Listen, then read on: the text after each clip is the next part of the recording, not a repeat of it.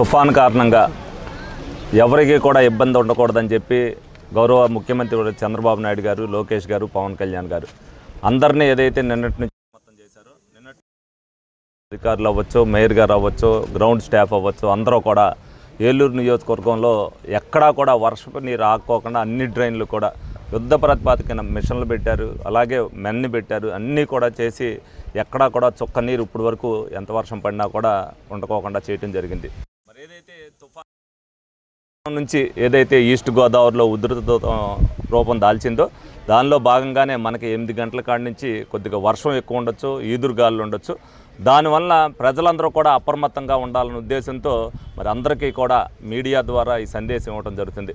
ప్రజలు ఎవరో కూడా 7 దాటిన కాడి నుంచి ఎవరో కూడా ఇంట్లో నుంచి బయటికి రావద్దు. రాత్రి అందరూ కూడా ఏదైతే వర్షం బాగా అధికంగా ఉంటుందో, గాలి ఎవరైతే ఉన్నారో కొద్దిగా ఇబ్బందికరం ఉన్న పరిస్థితిలో ఉన్న ఏదైతే ఫ్యామిలీలు ఉన్నాయో వాళ్ళందరినీ కూడా 3 పునరావాస కేంద్రాలకి మార్చడం జరిగింది. ఇంకా ఎవరైనా కూడా ఇబ్బందికరంగా మా ఇంట్లో ఉండడానికి ఇబ్బంది అని అనుకుంటే దగ్గరలోనే పునరావాస కేంద్రాలు ఎక్కడెక్కడ ఏర్పాటు చేశారనేది మీడియా ద్వారా తెలియజేయడం జరిగింది. అక్కడికి వెళ్ళవలసిందిగా వాళ్ళందరినీ కూడా కోరుకోవడం జరుగుతుంది.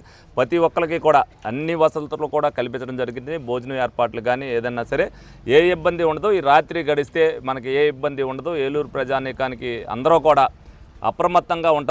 ఎక్కడ గ్రౌండ్ లెవెల్లో అవ్వచ్చు, జనసేన క్యాడర్ అవ్వచ్చు, బీజేపీ వాళ్ళు అవ్వచ్చు, అందరూ కూడా ఎక్కడికక్కడ ఇబ్బందికరం ఉన్న వాళ్ళందరినీ కూడా మరి వాళ్ళు ఇబ్బంది పడకుండా బంధువుల ఇంట్లకో అలాగే పునరావాస కేంద్రాలకో చేర్చడం జరిగింది.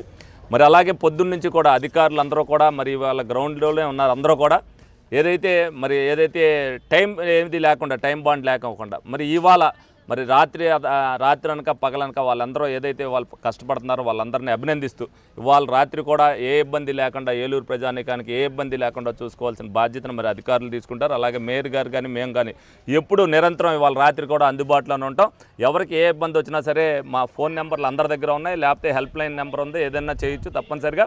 అలాగే హోర్డింగ్లకు సంబంధించి కూడా వాళ్ళ ఇయ్యాలి అనేది లేదు. ఏదైతే ఫ్లెక్స్లు ఉన్నాయనుకుంటారో అవన్నీ కూడా ఊడిపోతాయనే ఉద్దేశంతో తెలుగుదేశం వాళ్ళు అవ్వచ్చు, బీజేపీ వాళ్ళు అవ్వచ్చు, అలాగే అడ్వర్టైజ్మెంట్లకు పెట్టిన వాళ్ళు అవ్వచ్చు, అన్నీ కూడా మరి అధికారుల చేత తొలగింపబడటం చేసింది. ఎందుకంటే ఏదైనా పడినప్పుడు అందుకనే ఎట్టి పరిస్థితుల్లో కూడా ఏలూరులో ఒక్క ప్రాణం కూడా పోకూడదన్న ఉద్దేశంతో మరి ఆ చర్యలు కూడా తీసుకోవడం జరిగింది. ప్రజలందరూ కూడా సహకరించాలి. రాత్రి ఎవరికి తోచిందే వారు ఇబ్బంది పడుతున్న ఫ్యామిలీలు ఎవరైనా ఉంటే పక్కన వారు వాళ్ళని రక్షించే కార్యక్రమం తీసుకోవాలని సందర్భంగా అందరికి కూడా విన్నవించుకోవడం జరుగుతుంది.